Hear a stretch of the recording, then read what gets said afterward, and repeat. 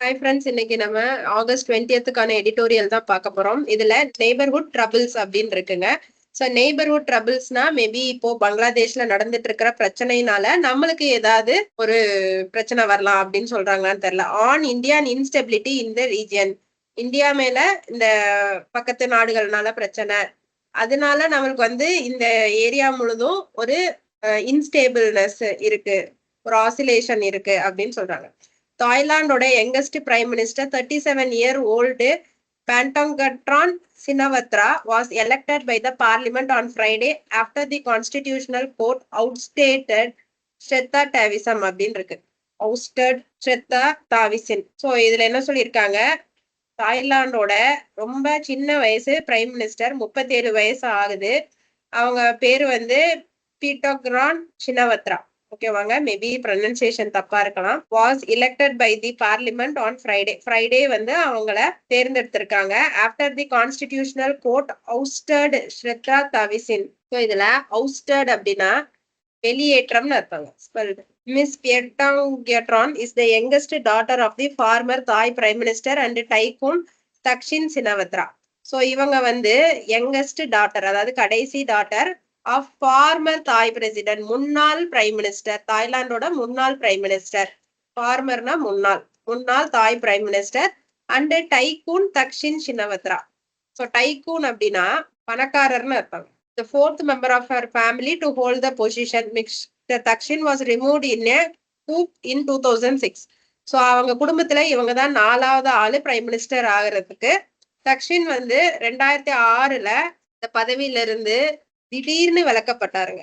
கூப் அப்படின்னா unlawful. So நியாயமே இல்லாம சடனா கவர்மெண்ட்ல இருந்து அவரை விலக்கிடுறது. While miss Paetongtarn's uncle Somchai Wongsawat was dismissed by the constitutional court in 2008. அவங்க அங்கிளையும் கோர்ட் 2008ல டிஸ்மிஸ் பண்ணிச்சு. And her aunt Yingluck Shinawatra was also dismissed. அவங்க ஆண்டையும் டிஸ்மிஸ் பண்ணிட்டாங்க. Again by the same court in 2014ல ஆண்ட டிஸ்மிஸ் பண்ணிட்டாங்க. The latest change of prime minister mirrors several such sudden dismissals of the past that are attributed to Thailand's conservative establishment. Mr. Shrestha was among more than a dozen prime ministers appointed since 2001. So இப்போ ஒரு prime minister கொண்டு வந்திருக்கிறதும் எதுனா, முன்னால இந்த மாதிரி அடிக்கடி officers மாத்தினதுல ஒரு change தான் இப்ப திடீர்னு இந்த பிரைம் மினிஸ்டர் கொண்டு வந்திருக்கிறதும் அப்படின்னு சொல்லியிருக்காங்க. ஸோ 2001க்கு அப்புறம் நிறைய பிரைம் மினிஸ்டர்ஸ் மாறிட்டாங்க. அதுல மிஸ்டர் ஷெத்தாவும் ஒண்ணு, அதாவது இதுக்கு முன்னாடி இருந்த பிரைம் மினிஸ்டரும் ஒண்ணு அப்படின்னு சொல்லியிருக்காங்க. Significantly, the court held Mr. Shrestha guilty of ethical violations for appointing a cabinet minister who had been convicted for attempting to bribe a judge overseeing Mr.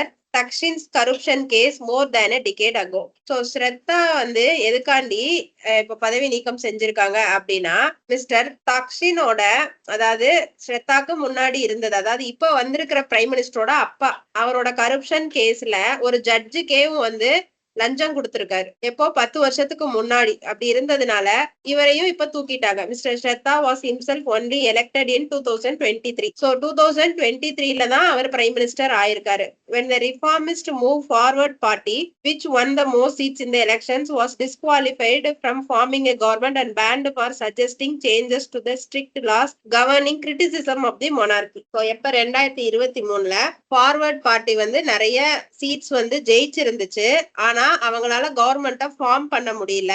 So அவங்க நிறைய ஸ்ட்ரிக்ட் லாஸ் எல்லாம் கொண்டு வந்ததுனால அது சர்ச்சைக்கு உள்ளாச்சு. அப்போதான் இவரு கவர்மெண்ட்டை உருவாக்குறாரு. யாரு? ஸ்ரத்தா. As a result, Mr. Pentagon's chances of a smooth term in office and making radical changes to the system seem bleak. So இப்படி பார்க்கும்போது நம்ம பேண்டகான், அதாவது இப்ப வந்திருக்கிற பிரைம் மினிஸ்டருக்கு நல்ல ஒரு சூழ்நிலை இல்லை. சூழ்நிலை டிஸ்கரேஜிங்கா இருக்கு, பேட் சிச்சுவேஷனா இருக்கு. Her most important task would be to help nudge Thailand's sluggish economy back into shape while averting the fate of her predecessors. So இப்ப அவங்களோட முக்கியமான வேலையா என்ன இருக்கும்னா, நட்ஜ் அப்படின்னா ப்ராஸ்பருங்க, நல்லா வர்றது. தாய்லாண்டோட சோம்பேறியான பொருளாதாரம் திரும்பியும் பழைய நிலைமைக்கு வரணும். while averting அப்படின்னா preventing the fate of her predecessors. So அவங்க முன்னோர்களோட தலையெழுத்தெல்லாம் இவங்க மாத்துற மாதிரி இருக்கணும். Given her age and lack of experience, she is expected to be guided mainly by her father, who is back after his exile in the UAE over corruption charges following a compromise with the establishment. So இவங்களுக்கு நிறைய experience இல்லாததுனாலையும் கொஞ்சம் வயசா இருக்கிற காரணத்தினாலையும் இவங்களை இந்த பாலிடிக்ஸ்ல full and full guide பண்ண போறது அவங்க அப்பாவா தான் இருக்கும். இந்த ஹூ ஃபாதருக்கு அப்புறம் கமா போட்டு ஹூ வந்திருக்குங்க. இந்த ஹூ இந்த ஃபாதரை பத்தி தான் அடுத்து சொல்ல போகுது. என்ன சொல்ல போகுதுன்னா, father who is back after his exile. So அவர் வந்து அடைக்கலமா இல்ல வெளிநாடுக்கு தப்பி ஓடி இருந்தாரு. எங்க இருந்தாருன்னா யுஏஇல இருந்தாரு. எதுக்காண்டி அப்படி போனாருன்னா ஓவர் கரப்ஷன் சார்ஜஸ் சம்பந்தமா தான் அவர் வந்து அங்க தப்பி ஓடினாரு. சோ இப்ப கவர்மெண்டோடையும் ஒரு காம்ப்ரமைஸ் செட்டில்மெண்ட் வந்ததுனால நாட்டுக்கு திரும்பி வந்துட்டாரு. The developments come at a time of instability in India's Indian Ocean neighborhood to the east. The ouster of Bangladesh Prime Minister Sheikh Hasina has sent the country into a period of uncertainty which the interim government must contend with. So நம்மளுக்கு வந்து இப்போ ஒரு ஸ்டேபிளான time கிடையாது. எங்க பங்களாதேஷ்ல Indian ocean neighbour வந்து to the east வந்து யாருன்னா பங்களாதேஷ் தான். The ouster of Bangladesh Prime Minister has sent the country into a period of uncertainty.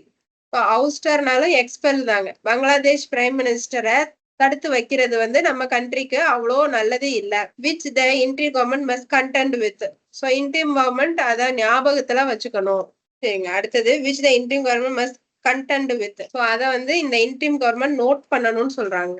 கண்டென்ட்னா note பண்ணும் இல்ல டீல் பண்ணும். The developments follow a spurt in violence between militant groups and Myanmar's embattled junta that imperil India's investment as well as peace along the border with India's northeast, with Sri Lanka also heading for presidential elections in September. Thailand's crisis has cast another shadow over plans to hold the BIMSTEC summit in Bangkok on September 4. So இதுல என்ன சொல்லியிருக்காங்கன்னா, அடிக்கடி வந்து நிறைய சண்டைகள் வருது. So இந்த இடத்துல வந்து பாத்தீங்கன்னா the development follows a spurt in violence அப்படின்னா சடன் வயலன்ஸ்னு இருப்பாங்க. சடன் ஒரு அட்டாக் வருது. யாருக்குன்னா மிலிட்டன்ட் குரூப்ஸுக்கும், அதாவது நம்மளோட military ஃபோர்ஸுக்கும் மியான்மருக்கும். சரிங்களாங்க. junta has imperiled India's investment as well as peace along the border with the northeast. So north ஈஸ்ட்ல நம்ம கொஞ்சம் பீஸ் மெயின்டைன் பண்றோம். நிறைய இன்வெஸ்ட்மெண்ட் பங்களாதேஷ்ல பண்ணிட்டு இருக்கோம். அது அழியாத investment.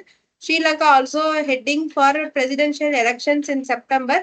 Thailand's crisis has cast another shadow over plans to hold the BIMSTEC summit in Bangkok on September. சரிங்க. இதுல வந்து என்ன சொல்லியிருக்காங்கன்னா, with Sri Lanka also heading for presidential elections in September. செப்டம்பர்ல ஸ்ரீலங்காலையும் பிரசிடென்ஷியல் எலெக்ஷன் வரப்போகுது. Thailand crisis cast another shadow over plans to hold the BIMSTEC summit in Bangkok in September 4. So இந்த Thailand பிரச்சனைனால BIMSTEC கூட்டம் September 4 பேங்காக்ல வைக்க முடியாது. Many agreements to be adopted on digital payment mechanisms, connectivity and maritime cooperation have already been negotiated. So digital paymentல நிறைய procedures follow பண்ண வேண்டியது இருக்கு.